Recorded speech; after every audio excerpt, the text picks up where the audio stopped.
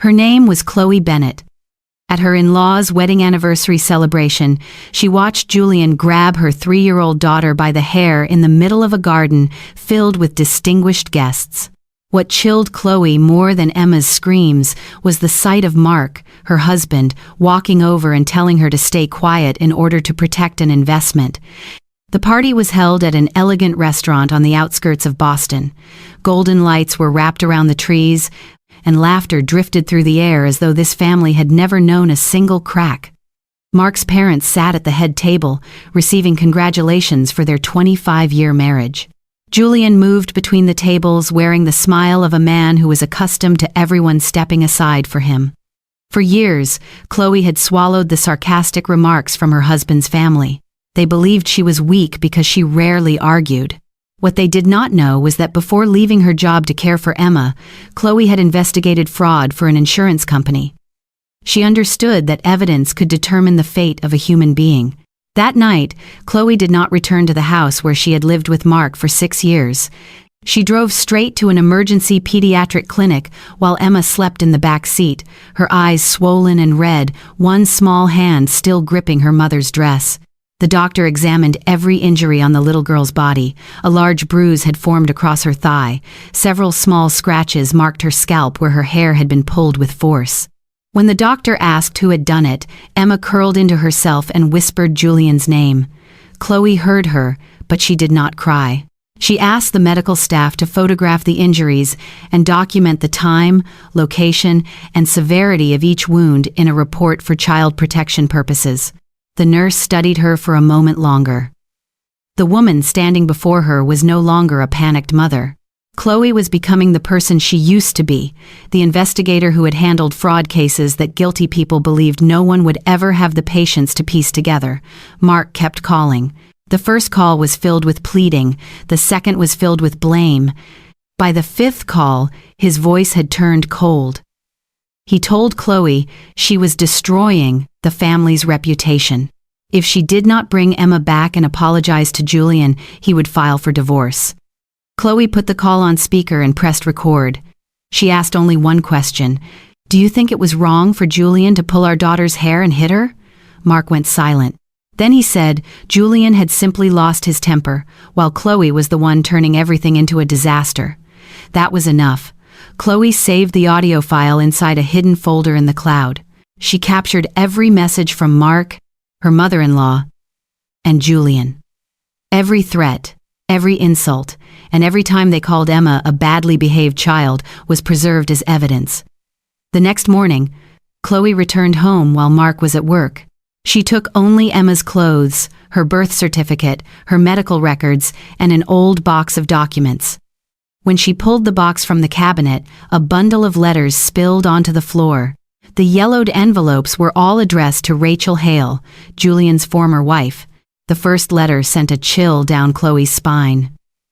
Rachel described the times Julian had smashed furniture, wrapped his hands around her throat, and locked the door to keep her from leaving the house.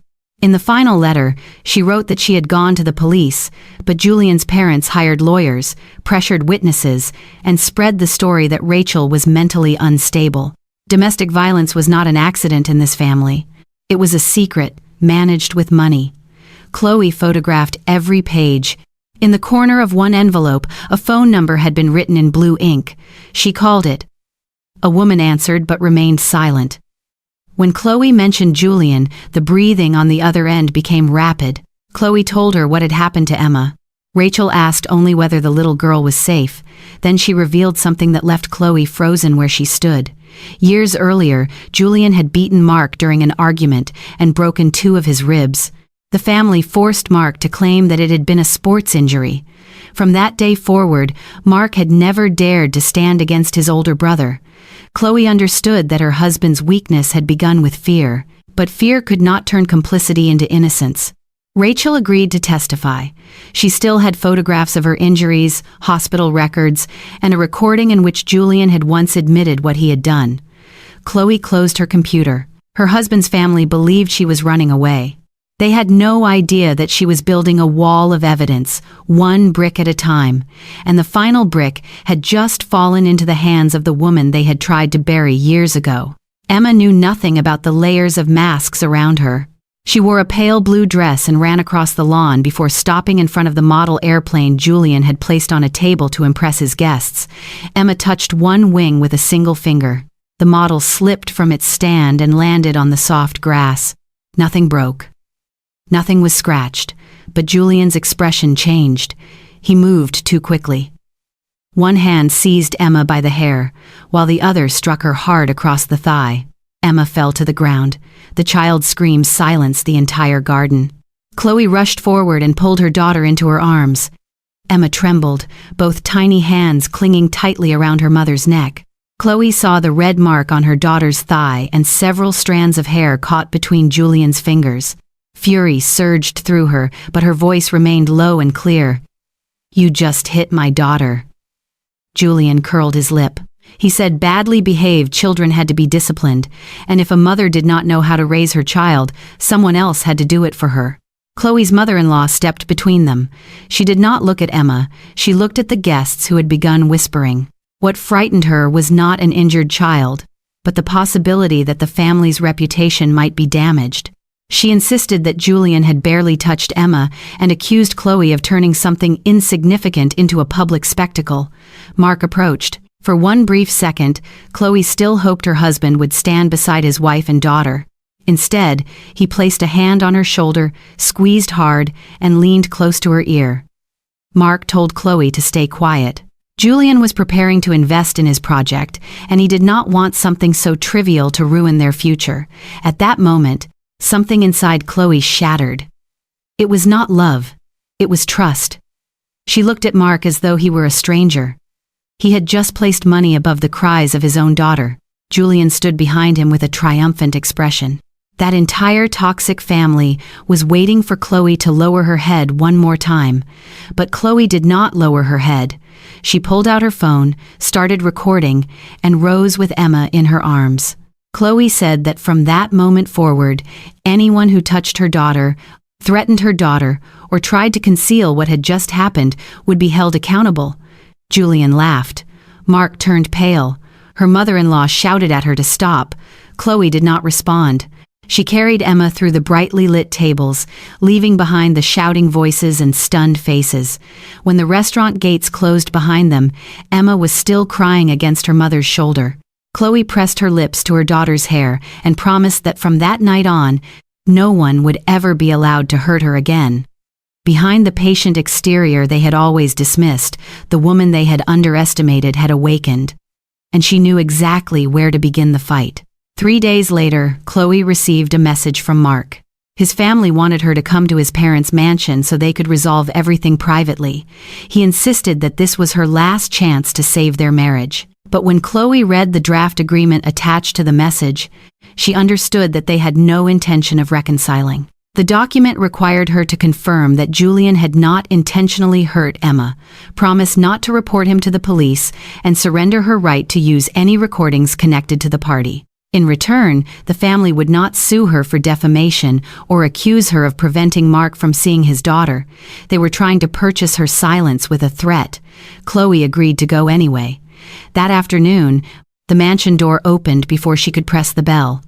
Mark stood inside with a hollow, exhausted face. He looked behind Chloe, perhaps expecting to see Emma.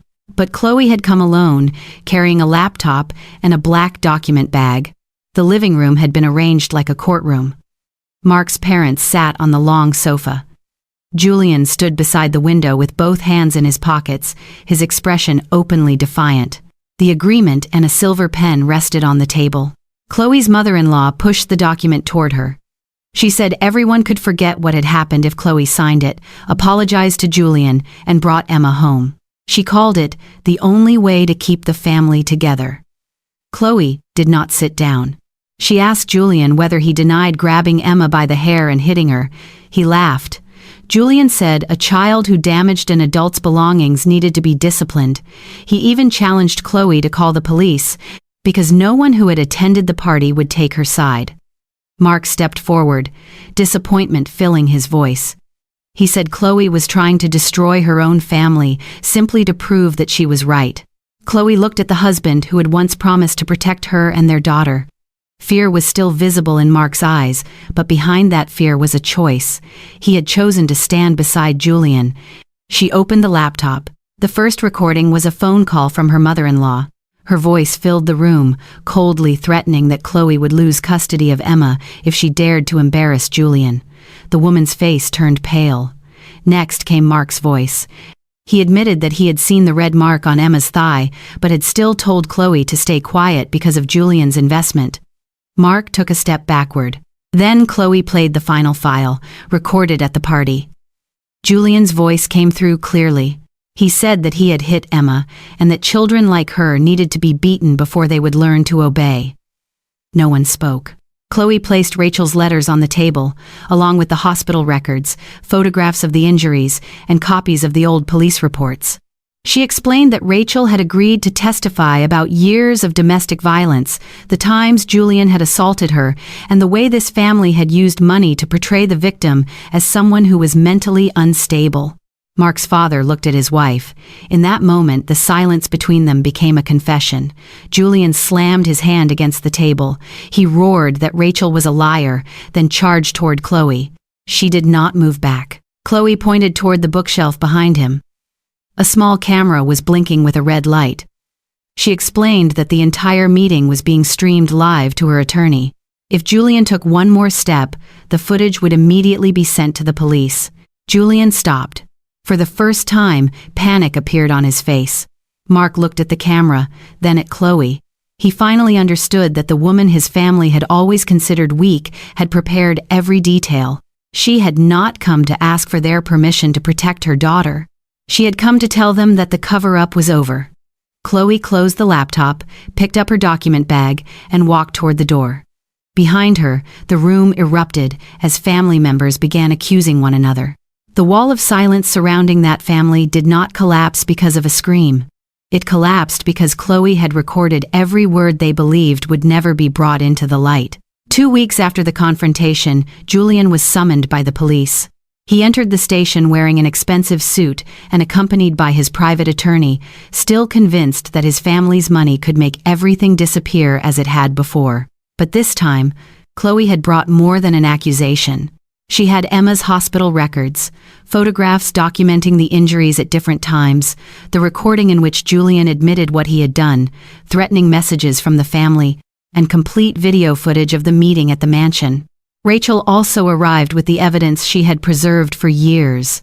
The two women, Julian's family had once dismissed as weak, now stood together before the same door. The Child Protection Agency quickly opened an investigation. Julian was charged with assaulting a child. The court issued a restraining order that prohibited him from approaching or contacting Emma in any way. His history of domestic violence was also reviewed after Rachel gave her testimony and submitted the documents the family had once tried to conceal. Julian was no longer smiling. The reputation he had built through fear began to collapse. Business partners who had once praised him quietly withdrew. Several guests from the party also changed their statements after learning that Chloe had recorded the entire incident. They had not suddenly become brave. They had simply realized that their silence had also been witnessed. Mark came to Chloe's temporary apartment on a rainy afternoon. He stood in the hallway with bloodshot eyes and a hoarse voice. Julian had withdrawn his investment from the project. Mark's parents blamed Chloe.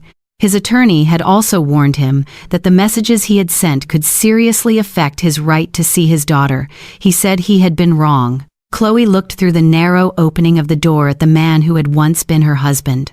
She knew Mark had been afraid of Julian for years. She also knew that he had grown up in a toxic family where violence was called discipline and silence was called loyalty. But Mark was no longer the child whose brother had broken his ribs. He was the father who had seen his daughter injured and then told his wife to stay silent for the sake of money.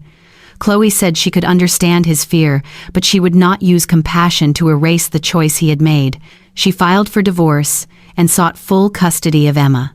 Mark did not contest it after his attorney reviewed all the evidence. The door closed between them without shouting. There was only a boundary. Several months later, Chloe moved to a small coastal town. The new apartment was not large, but sunlight filled it every morning. She placed her desk beside the window and accepted an offer to return to insurance investigations as a remote consultant.